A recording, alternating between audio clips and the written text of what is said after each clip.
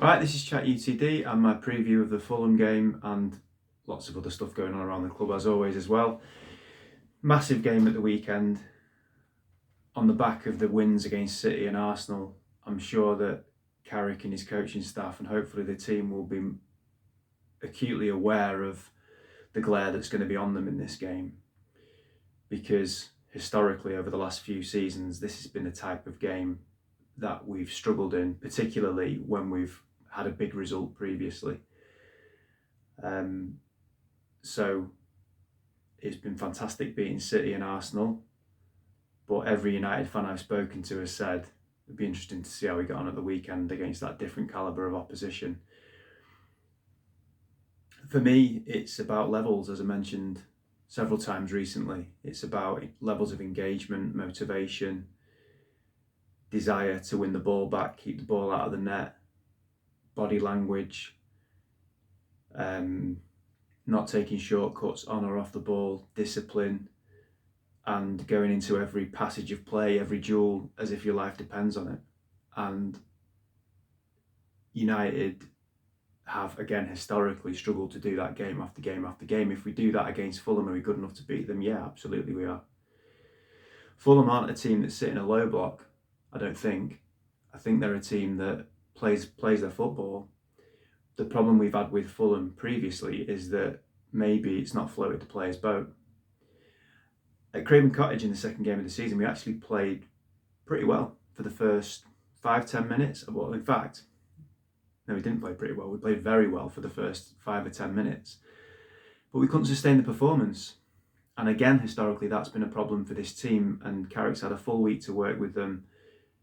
Different level of opposition, different type of opponent, different tactical setup. So it'll be really interesting to see if again he can have the impact, or the coaching staff can have the impact on the team in a game that, as I say, historically we would have struggled in.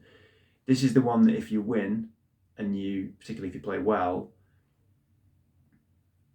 it starts to open doors up, I think, to then say, right, maybe some corner has been turned, or is certainly in the process of being turned.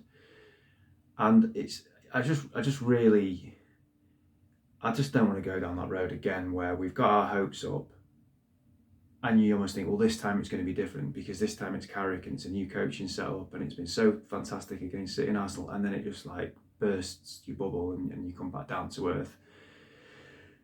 You just don't want that for this setup. You want it to keep that momentum going.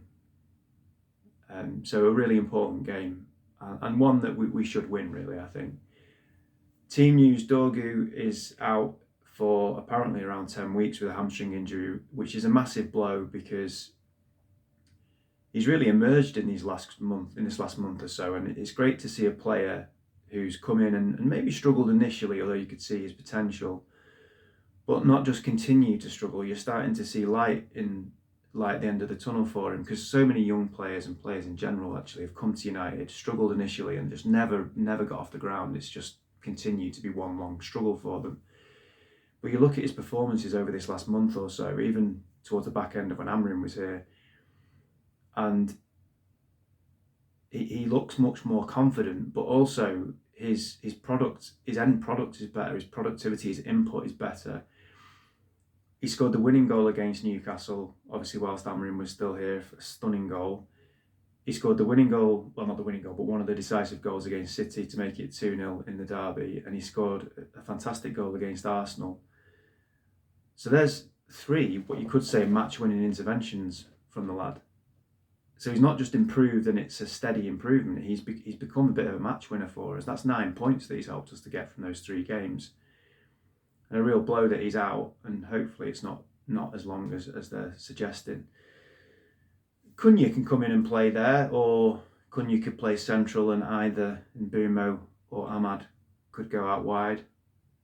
That's not their best position, wide left, obviously, but I'm sure they can do it. The wide players, they can play either side, I'm sure. So hopefully we'll be all right, but it is a blow.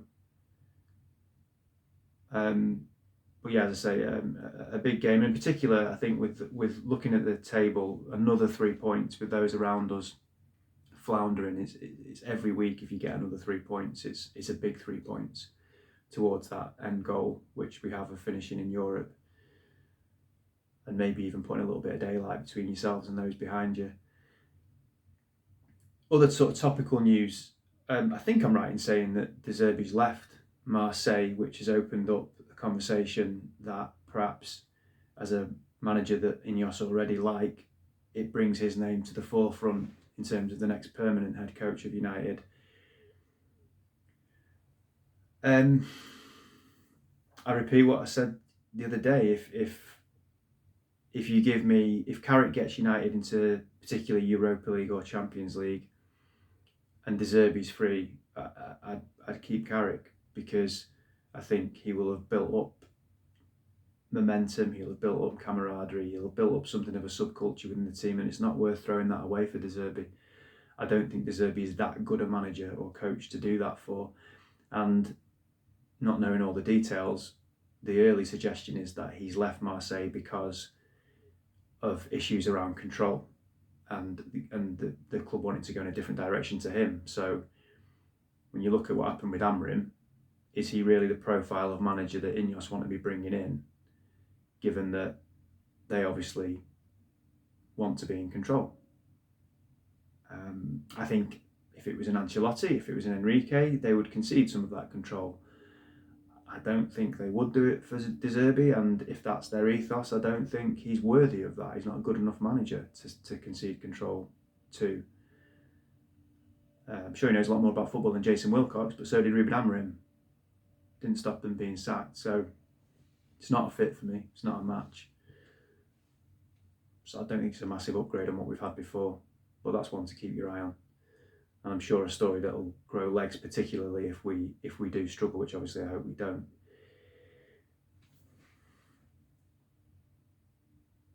I've said I wanted to move on to something that I've mentioned many times, and just qualify a comment I've made for the last probably 10 years actually, but I've only been doing this channel for 2.5. I said it probably from about 2016-17. United will never win a Premier League title under the Glazers as it was then. And I've revised that since Ineos have come in. And what I'd now say is I don't think we're ever going to finish regularly in the top 4. I think we ceased to be a serious football club when Ineos came in and joined the Glazers. I said that when they came in, and I've seen nothing that makes me think anything different. There's a protest at the weekend, I should have mentioned that, which for the first time includes Ratcliffe and Ineos since they came in 2 years ago. I'm going to do a video in more depth on that next week after the protest has happened, and looking at why excuse me, I think it's absolutely right that they're included in that protest now, and qualify a few of the things probably I'm saying today, but I don't want to do like a really, really long video now because it's worthy of a video on its own. But I maintain we won't win a Premier League, and we won't finish regularly in the top 4 with this ownership structure. And one of the reasons, should I say, why I thought that was that we don't have an ambition to be the very best. We have a commercial first ethos at the club. We reward mediocrity. There are not good enough people in key positions at the club for it to run like a team that will win the league or get in the top 4 regularly. And financially, we're not in a position to do it, and the owners of the club are not prepared to put the money in, their own money in, to make that happen. Those are the internal problems. Those are the things that, as a club, we struggle with, which would stop us from winning the league and stop us from finishing regularly in the top 4. External to us, what I always said as well was, which compounded the problem, 4 years ago, let's say, you look at the teams that are above us, the teams that we'd be competing against to be able to win leagues. City and Liverpool, a few years ago, when you watched them play against each other, were just on a completely different plane. Those games, the level of quality in those games was mind-blowing compared to what we were watching. And I remember watching City and Liverpool a few times and thinking, we can't get close to this. They're on another planet to us. And then you also had an emerging Arsenal, Newcastle coming to money, Chelsea, although they're a bit of a strange club, certainly are going to be there or thereabouts. You get your teams like and clubs like Villa who are starting to emerge as a good, well-run club at the moment with a good manager and a bit of momentum. You get your freak seasons where teams like Brighton will finish really high up. So I'm looking at it thinking, again, not only will we not win the league when you're up against the likes of City and Liverpool and the quality they had back in the day, and Arsenal coming in there as well, but also those other teams that are ahead of us to even finish in the top 3 or 4. So that was an external factor. That's changed, I must say. And it's been highlighted for me watching up close and personal the top 2 in the last couple of weeks. When we played Arsenal last week, they're top of the league. They're the benchmark. If they're the benchmark, we're not that far away from them. Beating them in an individual game is one thing. Being able to be consistent enough over a season is another, and that's been a problem for us. We've beaten this season Arsenal, City, Liverpool, Chelsea and Newcastle, which I'm sure is 5 of the top 6 from last season. But we've dropped points to all of the bottom 5. So consistency is a problem for United. But nonetheless, looking at Arsenal, I think they are a team that's very well organised, that is very physical, very efficient, prepared to fight and scrap for everything, and are very good at set pieces. And good luck to them, because it's got them to top of the league. But I look at them in free play and they don't look like they know how to formulate an attack. I don't think they're particularly impressive at all. And then City, when I look at them compared to what they were like a few seasons ago in those big battles they had against Liverpool, I was stunned at how naive they were. It was like a kamikaze mission. That first goal that we scored on the counter-attack was a great goal, well-formulated counter-attack from United, and we deserve a lot of credit for it. But the space that they gave was incredible. It was amateurish defending, and it happened all day, really, for United. So City are good on the ball, although they had 70% of the ball and didn't really create a clear-cut chance against us. Generally speaking, they're good on the ball, though. But defensively, they're all at sea. Players missing at the moment, but nonetheless, they're nowhere near what they were a few seasons ago. So the top 2, if they're the benchmark, I don't think are that good. The current champions are below us in the table. Newcastle are below us. Chelsea are below us. So, if you can't do this, but let's just play fantasy for a minute. If you could freeze frame, let's just say Arsenal and City. So freeze frame Arsenal and City and say that there's a transfer embargo on them this summer. They're not allowed to sign any players. What would we need to do to catch up with them? I think we'd need 7 players. I think we need a rapid centre-back, a left-back, right-back, 2 centre midfield players, a left winger and a centre-forward, which I've said before. But and by the way, the right profile of players. These would have to be top players. 7 top players in those positions. And I think if City and Arsenal stood still, which I know they're not going to, but if they did, I think we'd be as good, if not better, and could compete right at the top. You might go, yeah, that's a lot. That's a lot. 3 or 4 years ago, we could have signed 7 players, top players, to our squad. City and Liverpool could have stayed the same, and we still would be nowhere near them. So there's definitely been a shift. There's been a movement, but the problem is twofold. One, we don't live in a world where Arsenal and City are going to stand still, or Liverpool, or Chelsea, or Newcastle, or Villa. They're all going to try and improve. They might not get it right, but they will spend money and they will be aggressive in pursuit of excellence, which we're not. So that's one problem. We don't live in a fantasy world. 2, this board is not capable of signing 7 players in one summer. It'd take them 3 transfer windows. We barely use January, which I'm going to come back to in a minute. If at best we sign 1 player in January, and we'd probably be able to sign 6 across 2 summer windows. By that point, these other clubs I'm talking about could have signed in that time 10, 11, 12 players if they needed to. Because of the efficiency, because it comes back to what I was saying before. Expert operators in key positions at the club, a desire and appetite to be the absolute best, money to do it, and prepared to spend that money. United's ethos is, why go for exceptional when acceptable is good enough? And if you want evidence of that, we're in it. The January transfer window. Let me paint the picture. The start of this month, we were in poor form. What did we won? 3 in 13 games or something like that? It was going nowhere with the manager. It had been a 14, 15 month car crash. There was turgid football, drop points against teams we've got to be beating, and Amorim then fell out with the board. He gets sacked. We bring in a short-term interim in Darren Fletcher. Absolutely nothing changes. We drop points against Burnley. We get knocked out of the FA Cup. The club is as flat as it could get. Broken, as I said. Carrick comes in. To everyone's pleasant shock, but nonetheless to everyone's shock, apart from language of football, fair enough, you did say we'd get 6 points out of 6.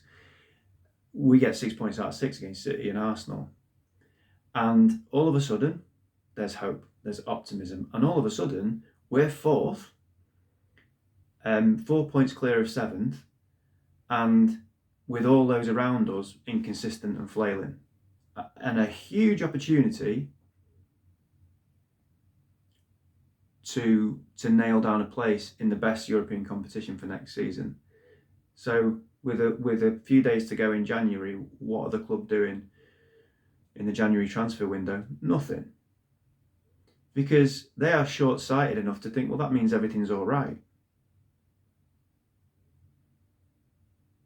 A club with ambition, a club with a desire to be the absolute best, says, right, while we've got a bit of momentum, while we've got a bit of a feel-good factor, why don't we go and sign one of our summer targets now? Why don't we get a midfielder in now? Because no one can tell me a decent midfielder wouldn't improve our team. And I'm not talking about Ndidi on loan or Loftus-Cheek on loan. A proper midfield player who we were prepared to go for in the summer. Go and get your checkbook out and go and spend it now and get that player in. If you do that, the benefits are tenfold. You've got a player then that has a few months to settle in, understands the system, can be fed into the team as and when he needs to, depending on the profile of player. His feet are under the table and he's 6 months ahead of where he would be if he signs in the summer. Then he gets a full pre-season behind him, and that's even better. And if it's a good enough player, you could lock down 4th. Maybe even start to make inroads towards where Villa and City are at 3rd, and that 3rd spot. But the club's thought process here will be, why would we set a precedent of looking to be the absolute best we can be? Because that costs us money. And if we set that precedent, what that means is in the future that's going to cost us even more money to keep that precedent. They're the masters at keeping the standards nice and low so they don't have to exceed at anything. So they'd say, well, we're 4th anyway. What's the point in signing a midfielder now? We're going to blag it. We're going to by hook or by crook probably get top 4 or 5 anyway, even if it's Europa League. It's not the end of the world. That's what they're like because they don't want to spend more money. That's not how clubs that want to win leagues in 2028 behave, because it's not just about now. If you have any semblance of ambition to want to be champions, even let's just forget 2028, within the next 4 or 5 years, it's a development. It's a building project. And this is a transfer window where clearly you have £65 million to spend because you tried to spend it on Semenyo, unless that's bullshit. So get a midfielder in now. You can't do more than one deal at a time in the summer. We need 7 players, like I mentioned. Get one of them now. Why would they do that? Why would we go for exceptional when acceptable is okay? And these mugs will be thinking, this isn't just acceptable, this is exceptional. We finished 15th last year. But we have dropped points this season from winning positions against Notts Forest, Tottenham, West Ham, Bournemouth and Wolves. That's 10 points. 10 points dropped. Which if you get those 10 points, you're in a title race. We're not good enough to be in a title race, and we weren't good enough to win those games. We weren't psychologically strong enough. We didn't have the game management. We didn't have the tactics. So we weren't good enough to do that. I understand. It's a big word, if. However, it just shows those fine lines between, I think, okay, great that we're going for the top four, but going for the top four and being pretty much guaranteed top four and being 2 or 3 points behind Arsenal. So what I'm saying is you should always try and maximise your possibilities, not just accept the minimum exception. And with this season, with the way that other teams around us are flailing, as I say, if you cement this by getting a decent player, and particularly a midfield player, in the January transfer window, then you push that envelope, you push the ceiling higher and higher, you break through ceilings. They're not interested in that. And it goes back to what I was saying. They're not interested in that, and they never will be interested in that. And that's why I remain, unfortunately, strong in the view of, whilst this ownership is in place, Glazers and Ineos, we're not going to win the league, and we're not going to regularly finish in the top four, because they still haven't got the ambition to do it. They haven't got key people in key positions to do it, and they're not prepared to aggressively go after it and spend money. Although they've spent money, but they're not prepared to aggressively go after it. And we probably don't have the same finances that those other clubs have because of the mess that's been created over the last 20 odd years, but particularly these last few years when FFP's become a thing. So something's changed in that those above us and those around us are not as good anymore. So there's a real opportunity there. But the handbrake that's put on this club, as it always has been, as in for me it always will be, is the owners. And that's a crying shame. Because they're stopping us being able to do what we could do. There's a gap there. But that gap won't just stay there. Those clubs will improve. And I was going to say, let's see what happens in the summer. I know what's going to happen in the summer. United will sign 3 or 4 players, because that's all we ever are able to do.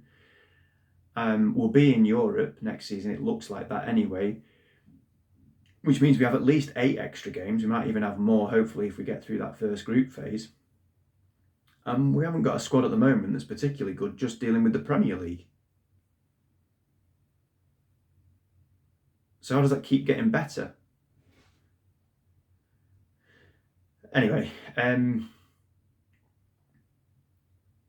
the immediate future is the weekend and Fulham, and let's hope that we can continue to keep that momentum going and keep that feel-good factor going and keep that conversation about Carrick going as well, because every win he gets puts him in a stronger position, and every win he gets is great, isn't it, for us, because it means we're getting closer to a total of points that is going to give us European football, which at the start of the season